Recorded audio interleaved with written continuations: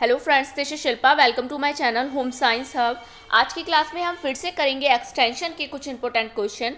ये आपके home science के एग्जाम के लिए यूजफुल रहेंगे, इंपॉर्टेंट रहेंगे, चाहे वह होम साइंस का कोई भी एग्जाम हो, DSSB हो, BPSC हो या TGT PGT हो, किसी भी स्टेट का GIC असिस्टेंट प्रोफेसर या कोई और एग्जाम हो, उन सभी के लिए यूजफुल रहेंगे, इंपॉर्टेंट रहेंगे। तो क्लास स्टार्ट करने से पहले अगर किसी ने मेरा टेलीग्राम चैनल ज्वाइन नहीं किया है तो आप सर्च कर सकते हैं home science hub by Shilpa Kaushik. आपको मेरा चैनल मिल जाएगा, आप उसको ज्वाइन कर सकते हैं। वहाँ से आपको मेरी क्लास रिलेटेड सारी इन्फॉर्मेशन मिलती रहेगी। तो देख लेते हैं आज का फर्स्ट क्वेश्चन है, to organise non formal education programme, अनौपचारिक शिक्षा कार्यक्रम के आयोजन करने के लिए फर्स्ट ऑप्शन है classroom should be available, second option है teacher should be available, third option है it should be convenient for the learners, fourth option है both classroom and teacher should be available.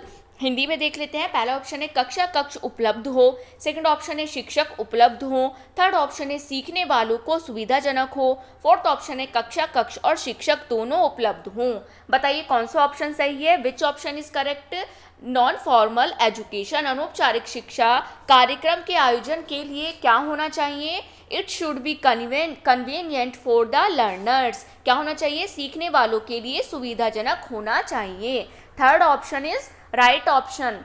Next देख लेते हैं। Next question है, which state of India spends the highest amount on primary education, Bharat का कौन सा राज्य प्राथमिक शिक्षा पर सर्वाधिक धनराशि खर्च करता है। फर्स्ट ऑप्शन है तमिलनाडु, सेकंड ऑप्शन है महाराष्ट्र, थर्ड ऑप्शन है गुजरात, फोर्थ ऑप्शन है केरला। बताइए इनमें से कौन सा ऑप्शन सही है, विच ऑप्शन इज करेक्ट। कौन सा राज्य, कौन सा स्टेट प्राइमरी एजुकेशन पर, प्राथमिक शिक्षा पर हाईएस्ट अमाउंट को खर्च करता है, हाईएस्ट अमाउंट, सबसे ज़्यादा धनराशि, सर्वाधिक धनराशि स्पेंड करता है। फर्स्ट ऑप्शन है तमिलनाडु, सेकंड ऑप्शन है महाराष्ट्र, थर्ड ऑप्शन है गुजरात, फोर्थ ऑप्शन है केरला। बताइए कौन सा ऑप्शन सही है, विच ऑप्शन इज करेक्ट। कौन करता है, केरला। कौन करता है, Kerala. Fourth option is right option. Next देख लेते हैं। नेक्स्ट क्वेश्चन है, education given through a fixed curriculum and for a fixed duration is called, निश्चित पाठ्यक्रम तथा निश्चित अवधि तक दी जाने वाली शिक्षा कहलाती है। फर्स्ट ऑप्शन है non formal education, second option है फॉर्मल एजुकेशन, थर्ड ऑप्शन है इनफॉर्मल एजुकेशन, फोर्थ ऑप्शन है none of the above. Hindi में देख लेते हैं ऑप्शंस को। पहला ऑप्शन है गैर औपचारिक शिक्षा, सेकंड ऑप्शन है औपचारिक शिक्षा, थर्ड ऑप्शन है अनौपचारिक शिक्षा, फोर्थ ऑप्शन है उपरोक्त में से कोई नहीं। बताइए कौन सा ऑप्शन सही है, विच ऑप्शन इज करेक्ट। जो एजुकेशन एक फिक्स्ड करिकुलम पर और एक फिक्स्ड ड्यूरेशन पर दी जाती है उसको क्या कहा जाता है, उसको फॉर्मल एजुकेशन, औपचारिक शिक्षा कहा जाता है। Second option is right option. देख लेते हैं फॉर्मल एजुकेशन क्या होती है। Formal education is an organised and regulated system of education. ये क्या है फॉर्मल एजुकेशन, एक सिस्टम, एजुकेशन का सिस्टम है जो ऑर्गेनाइज्ड होता है और रेगुलेटेड होता है, रेगुलेट होता है। उस सिस्टम को क्या कहते हैं, उस सिस्टम को एजुकेशन कहा जाता है, फॉर्मल एजुकेशन कहा जाता है। विच फॉलो अ करिकुलम, जो एक करिकुलम को फॉलो करता है, and awards recognised academic certificates, और क्या करता है, एकेडमिक सर्टिफिकेट्स को क्या करता है, अवार्ड्स करता है, और डिग्रीज को, और किसको, और डिग्रीज को। This type of education is given in schools, college, official institutes and universities.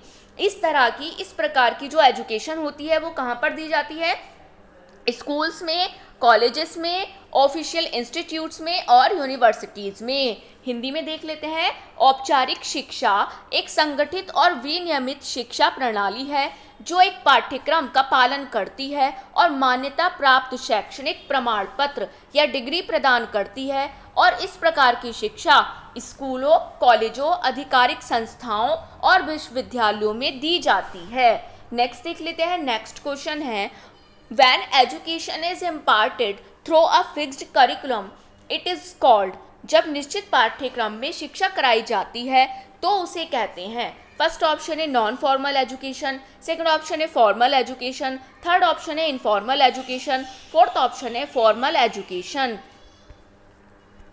None of these लिख लेना आप, इसको एक टाइपिंग एरर है।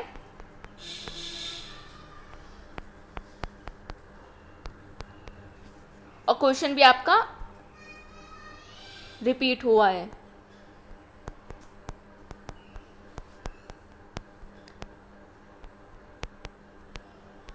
ये गलती से आपका क्वेश्चन भी रिपीट हो चुका है। इसका ऑप्शन क्या है, इसका क्या ऑप्शन सही है? फॉर्मल एजुकेशन, जो कहाँ पर दी जाती है? एक फिक्स्ड करिकुलम में दी जाती है। Second option is right option. Next देख लेते हैं। नेक्स्ट क्वेश्चन है extension education is non formal education, who said this? प्रसार शिक्षा अनौपचारिक शिक्षा है, किसने कहा? फर्स्ट ऑप्शन है एल.डी. कैल्से, सेकंड ऑप्शन है ओ.पी. धामा, थर्ड ऑप्शन है ई. एंस्मिंजर, फोर्थ ऑप्शन है एम.सी. बुरेट। बताइए किसने कहा था? प्रसार शिक्षा एक अनौपचारिक शिक्षा है। Extension education is non formal education, who said this? यह किसने कहा था? ये एल.डी. कैल्से ने कहा था। First option is right option. Next देख लेते हैं। नेक्स्ट क्वेश्चन है हु सेड, किसने कहा? Values are always important to these who hold them.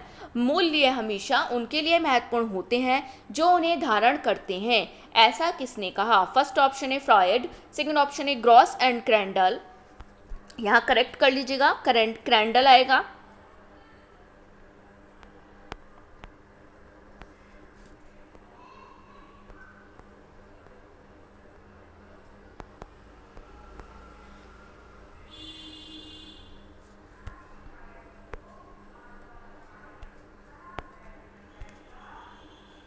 Gross and cradle. बताइए। एंड थर्ड ऑप्शन है प्याजे एंड फोर्थ ऑप्शन है क्लॉइड क्ल्यूक होहिम। बताइए किसने कहा था? मूल्य हमेशा उनके लिए महत्वपूर्ण होते हैं जो उन्हें धारण करते हैं, ऐसा किसने कहा था? ऐसा ग्रॉस एंड क्रैंडल ने कहा था। Second option is right option. Next देख लेते हैं। नेक्स्ट क्वेश्चन है which of the following is defined for the assessment step in the home management process. Hindi में देख लेते हैं। गृह प्रबंधन प्रक्रिया में मूल्यांकन चरण के लिए निम्न में से क्या परिभाषित किया गया है?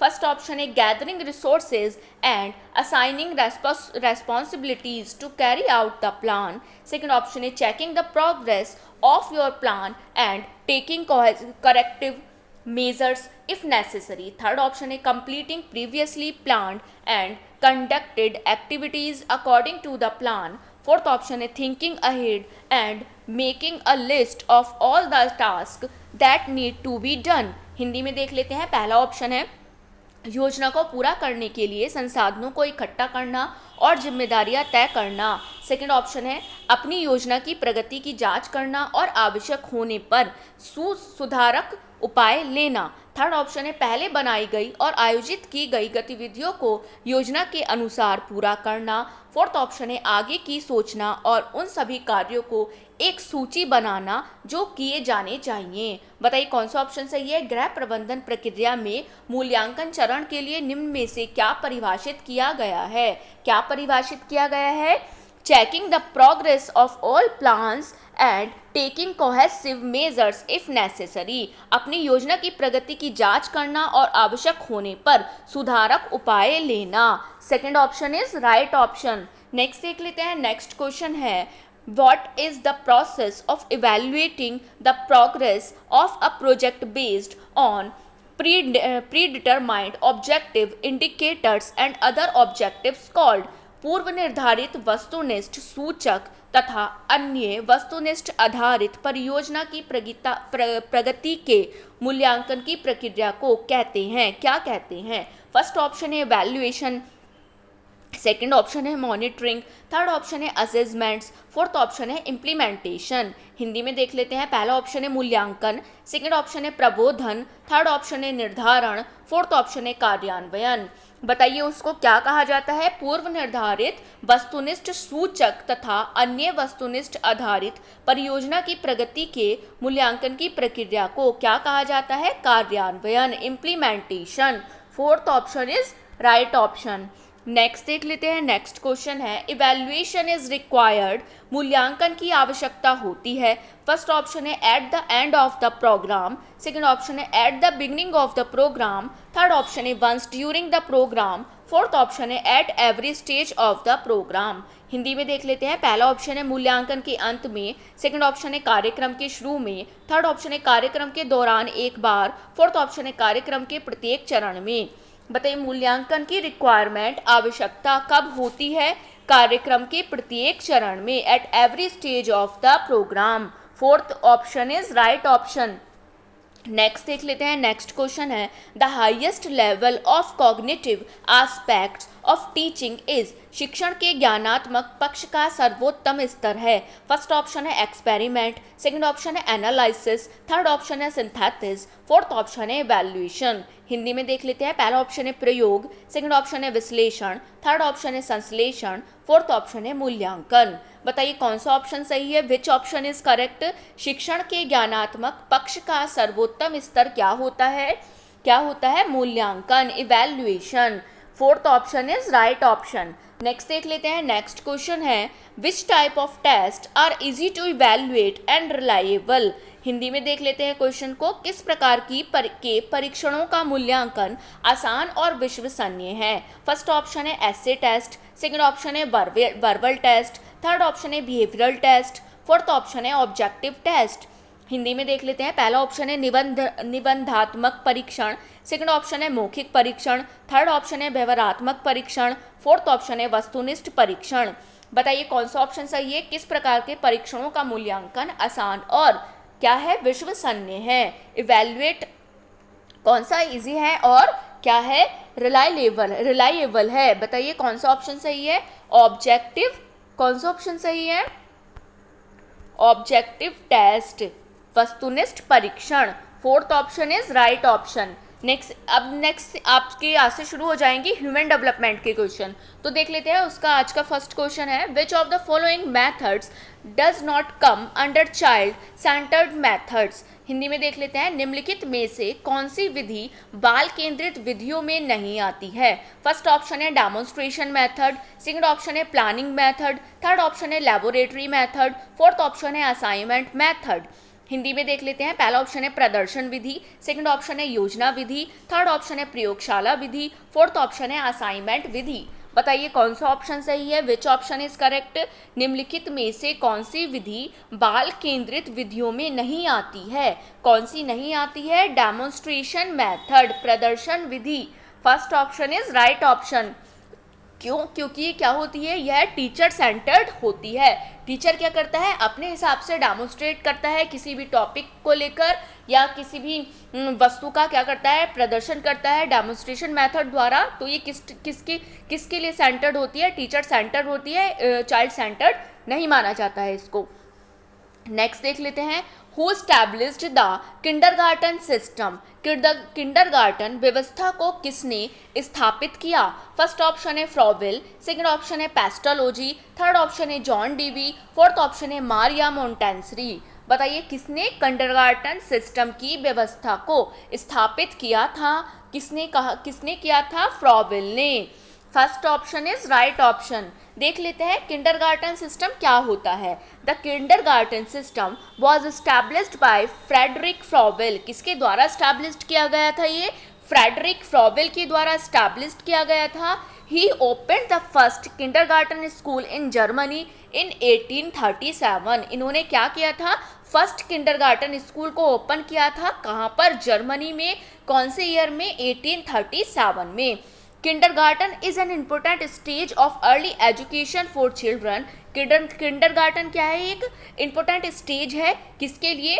फॉर अर्ली एजुकेशन, चिल्ड्रन के लिए, फॉर अर्ली एजुकेशन के लिए। Where they get an opportunity, जहाँ से इनको अपॉर्चुनिटी मिलती है to learn through play and develop social and interpersonal skills. जहाँ से किस चीज़ की अपॉर्चुनिटी मिलती है उनको? किस चीज़ को लर्न करने की? प्ले को, develop social and interpersonal skills को लर्न करने की अपॉर्चुनिटी इनको प्रोवाइड की जाती है। पर या कह सकते हैं प्ले के द्वारा, खेल के द्वारा इन बच्चों का क्या किया जाता है, डेवलपमेंट किया जाता है, सोशल, इंटरपर्सनल, फिजिकल, हर तरह का डेवलपमेंट एक प्ले द्वारा इनको खेल खेल में इनको सिखाया जाता है। Its main purpose is to make children self reliant and independent. इसका मेन पर्पस क्या होता है, चिल्ड्रन को सेल्फ रिलायंट और इंडिपेंडेंट बनाना। हिंदी में देख लेते हैं, किंडरगार्टन व्यवस्था को फ्रेडरिक फ्रॉवेल ने स्थापित किया था। किसने स्थापित किया था, फ्रेडरिक फ्रॉवेल ने इसको स्थापित किया था। उन्होंने 1837 में जर्मनी में पहला किंडरगार्टन स्कूल खोला था। किंडरगार्टन बच्चों की प्रारंभिक शिक्षा का एक महत्वपूर्ण स्तर है, जहां उन्हें खेल खेल में सीखने और सोशल और एकाधिकार कौशलों को विकसित करने का अवसर मिलता है।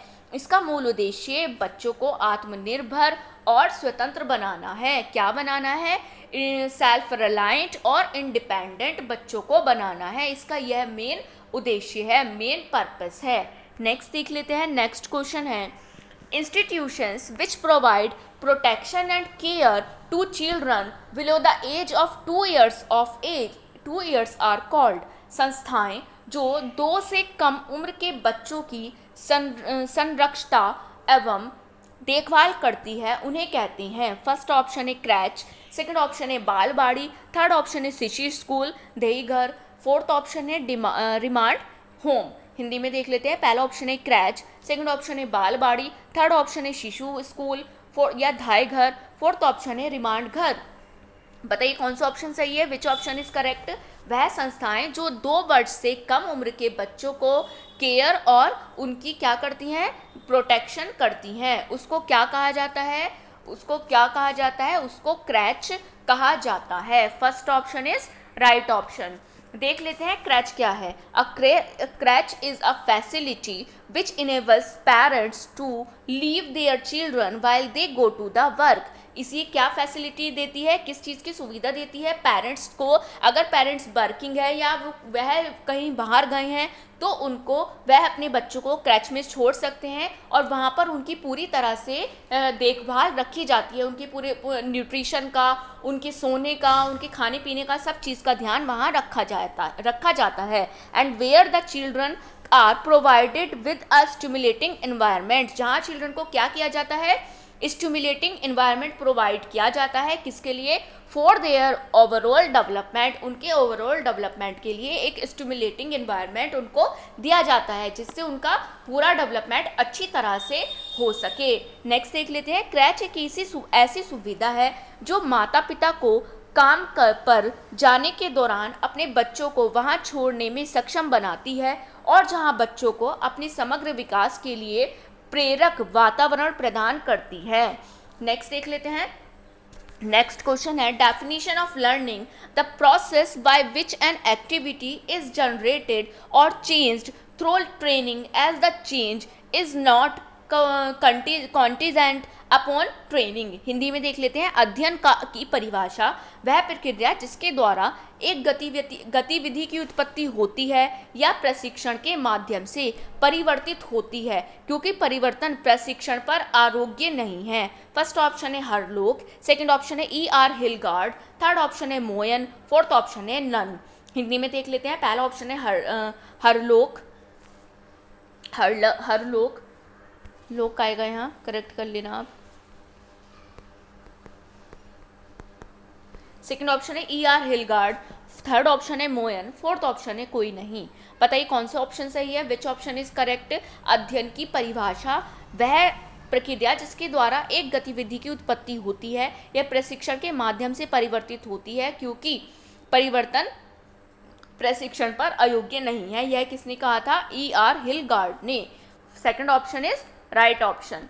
नेक्स्ट देख लेते हैं, नेक्स्ट क्वेश्चन है, लर्निंग डिसेबिलिटी इज कॉल्ड, अधिगम विकलांगता कहा जाता है। फर्स्ट ऑप्शन है ऑटिज्म, सेकंड ऑप्शन है मेंटल रिटार्डेशन, थर्ड ऑप्शन है डिसलेक्सिया, फोर्थ ऑप्शन है इमोशनल रिटार्डेशन। हिंदी में देख लेते हैं ऑप्शंस को, पहला ऑप्शन है आत्मकेंद्रित, सेकंड ऑप्शन है मानसिक विकलांगता, थर्ड ऑप्शन है डिसलेक्सिया, फोर्थ ऑप्शन है भावनात्मक विकलांगता। बताइए अधिगम विकलांगता, लर्निंग डिसेबिलिटी, इनमें से किसको कहा जाता है, डिसलेक्सिया को। Third option is right option. इस पर मैंने एक शॉर्ट वीडियो बनाई है, आप जाकर देख सकते हैं, मैं डिस्क्रिप्शन में भी इसका लिंक ऐड कर दूंगी, वहाँ से आपको क्लियर हो जाएगा कैसे डिसेबिलिटी ये होती है। नेक्स्ट देख लेते हैं, दिशा स्थिति मीन्स, दिशा स्थिति का तात्पर्य है, फर्स्ट ऑप्शन है internal position of doors, second option है एक्सटर्नल एलिवेशन, थर्ड ऑप्शन है रिक्वायर्ड एलिवेशन, फोर्थ ऑप्शन है all of the above. Hindi में देख लेते हैं, पहला ऑप्शन है दरवाजों की आंतरिक स्थिति, सेकंड ऑप्शन है बाह्य उन्नयन, थर्ड ऑप्शन है आवश्यक उन्नयन, फोर्थ ऑप्शन है उपरोक्त सभी। बताइए कौन सा ऑप्शन सही है? दिशा स्थिति को क्या कहा जाता है? Which option is correct? दिशा स्थिति को एक्सटर्नल एलिवेशन, बाह्य उन्नयन कहा जाता है। Second option is right option. देख लेते हैं, इसको डायरेक्शन भी कहा जाता है। दिशा स्थिति मीन्स द करंट सिचुएशन, दिशा स्थिति मीन्स द करंट सिचुएशन और कंडीशन ऑफ अ पर्सन, एक व्यक्ति की, एक पर्सन की क्या करंट सिचुएशन या कंडीशन को डायरेक्शन कह सकते हैं, दिशा स्थिति कहा जाती है प्लेस और इंस्टीट्यूट्स या किसी प्लेस की या सिचुएशंस की। This word is usually used to indicate special और फिजिकल कंडीशन। यह किसके लिए यूजुअली इंडिकेट किया जाता है? फिजिकल कंडीशन के लिए या स्पेशल कंडीशन के लिए। हिंदी में देख लेते हैं, दिशा स्थिति का मतलब होता है कि किसी व्यक्ति, स्थान या स्थिति की वर्तमान परिस्थिति या स्थिति।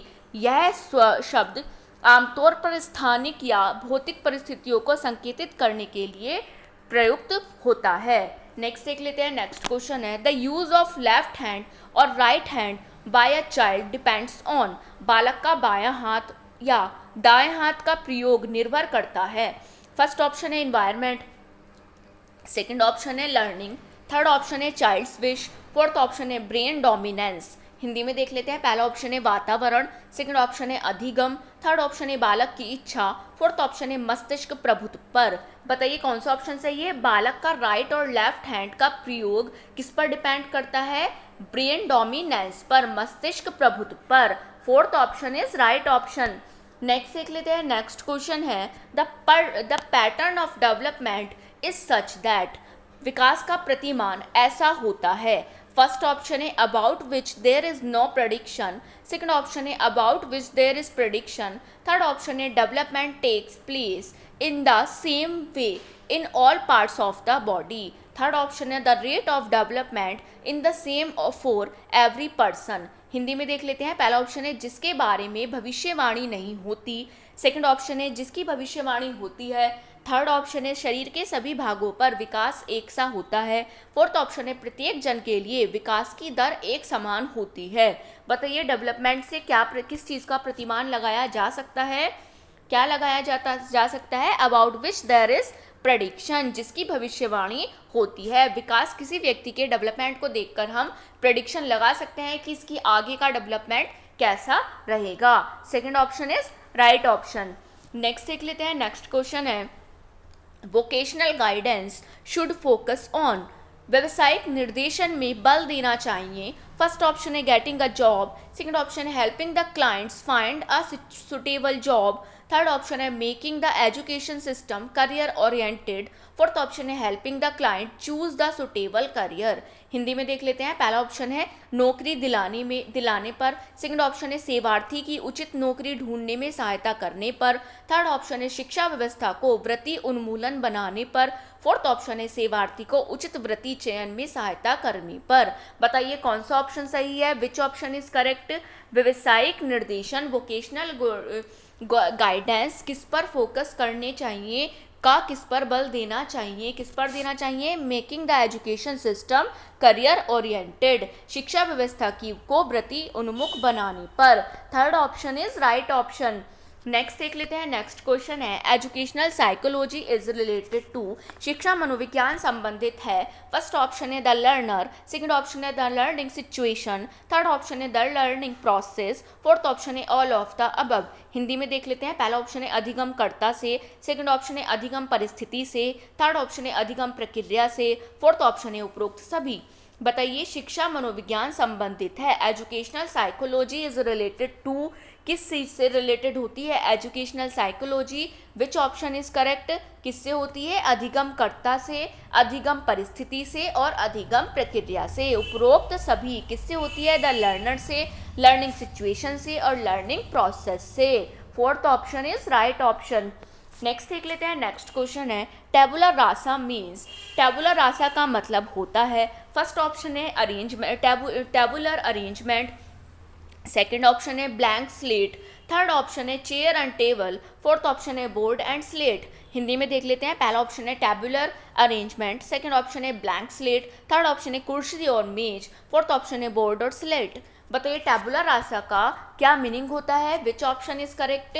क्या होता है ब्लैंक स्लेट, क्या किसे कहते हैं, ब्लैंक स्लेट को टेबुलर राशा कहा जाता है। Second option is right option. आप ये बताना ये किसके लिए वर्ड यूज किया गया था टेबुलर राशा, कमेंट सेक्शन में बताना किसके लिए ये वर्ड यूज किया गया था और किसने किया था। नेक्स्ट देख लेते हैं। नेक्स्ट क्वेश्चन है client centred counselling is known as. Client centred counselling जानी जाती है। फर्स्ट ऑप्शन है डायरेक्टिव काउंसलिंग, सेकंड ऑप्शन है फैमिली काउंसलिंग, थर्ड ऑप्शन है non directive counselling, fourth option है इलेक्ट्रिक काउंसलिंग। हिंदी में देख लेते हैं। पहला ऑप्शन है डायरेक्टिव काउंसलिंग, सेकंड ऑप्शन है पारिवारिक काउंसलिंग, थर्ड ऑप्शन है non directive counselling, fourth option है इलेक्टिव काउंसलिंग। बताइए क्लाइंट सेंटर्ड काउंसलिंग को क्या कहा जाता है, also known as non directive counselling. क्या कहा जाता है, नॉन डायरेक्टिव काउंसलिंग भी क्लाइंट सेंटर्ड काउंसलिंग को कहा जाता है। Third option is right option. देख लेते हैं क्लाइंट सेंटर्ड काउंसलिंग में क्या होता है। In client centred counselling counsellors value the clients experience, thoughts and needs and help them make the right decision for themselves. Counselling में, ऐसी काउंसलिंग में, क्लाइंट सेंटर्ड काउंसलिंग में काउंसलर क्या करता है, किस चीज़ की वैल्यू करता है, उनके एक्सपीरियंस की, क्लाइंट्स के एक्सपीरियंस की, थॉट्स की, और उनको किस चीज़ की नीड है उसमें उनको हेल्प करता है, डिसीजन मेकिंग में उनको, या उनको राइट डिसीजन लेने में उनकी हेल्प करता है। हिंदी में देख लेते हैं। क्लाइंट सेंटर्ड काउंसलिंग में काउंसलर क्लाइंट के अनुभवों, विचारों और आवश्यकताओं को महत्वपूर्ण मानते हैं और उनकी सहायता करते हैं ताकि वे स्वयं के लिए सही निर्णय ले सकें। क्या कर सकें, क्यों हेल्प करते हैं, ताकि वे स्वयं के लिए सही निर्णय, राइट डिसीजन ले सकें। नेक्स्ट देख लेते हैं। नेक्स्ट क्वेश्चन है according to Kohlberg what is the first level of moral development. Kohlberg के अनुसार नैतिक विकास का प्रथम स्तर क्या है। फर्स्ट ऑप्शन है कन्वेंशनल लेवल, सेकंड ऑप्शन है post conventional level, third option है pre conventional level, fourth option है none of the above. Hindi में देख लेते हैं। पहला ऑप्शन है कन्वेंशनल स्तर, सेकंड ऑप्शन है उत्तर कन्वेंशनल स्तर, थर्ड ऑप्शन है पूर्व कन्वेंशनल स्तर, फोर्थ ऑप्शन है उपरोक्त में से कोई नहीं। बताइए कॉलबर्ग ने अपनी मोरल डेवलपमेंट की थ्योरी में फर्स्ट स्टेप क्या बताया है, which option is correct, pre conventional level, पूर्व कन्वेंशनल स्तर, third option is right option. Next देख लेते हैं। नेक्स्ट क्वेश्चन है लर्निंग डिसेबिलिटी इज कॉल्ड, सीखने की अक्षमता को कहते हैं। फर्स्ट ऑप्शन है ऑटिज्म, सेकंड ऑप्शन है स्पीच डिसऑर्डर, थर्ड ऑप्शन है मेंटल डिसेबिलिटी, फोर्थ ऑप्शन है इमोशनल डिसेबिलिटी। हिंदी में देख लेते हैं। पहला ऑप्शन है स्वलीनता, सेकंड ऑप्शन है बाक विकार, थर्ड ऑप्शन है मानसिक अक्षमता, फोर्थ ऑप्शन है भावनात्मक अक्षमता। बताइए सीखने की अक्षमता को, लर्निंग डिसेबिलिटी को क्या कहा जाता है, which option is correct, speech disorder क्या कहा जाता है, बाक विकार कहा जाता है। Second option is right option. इसका भी मैंने एक शॉर्ट वीडियो बनाई है, मैं लिंक डिस्क्रिप्शन में आपको प्रोवाइड करा दूंगी, आप उसको देख सकते हैं, वहां से आपको क्लियर हो जाएगा। ये आपका लास्ट क्वेश्चन था। आई होप आपको आज का सेशन अच्छा लगा होगा, आज की क्लास अच्छी लगी होगी। तो ऐसे ही मेरी क्लास में बने रहिए। अगर आपको मेरी वीडियोस अच्छी लगती हैं, आपको लगता है मेरी वीडियोस आपके लिए यूजफुल है, इन्फॉर्मेटिव है, तो प्लीज़ वीडियो को लाइक एंड शेयर कीजिए एंड कमेंट सेक्शन में अपनी रिव्यूज़ जरूर दीजिए, आपको क्लास कैसी लगी। एंड डिस्क्रिप्शन बॉक्स में मैंने अपने टेलीग्राम चैनल का लिंक दिया हुआ है, आप उसको भी ज्वाइन कर सकते हैं, वहाँ से आपको मेरी क्लास रिलेटेड सारी इन्फॉर्मेशन मिलती रहेगी। And don't forget to subscribe my channel, मेरे चैनल को सब्सक्राइब करना ना भूलें एंड बेल आइकन को जरूर प्रेस कीजिए जिससे आपको मेरी वीडियोज़ की नोटिफिकेशन मिल सके। Thank you, thanks for watching.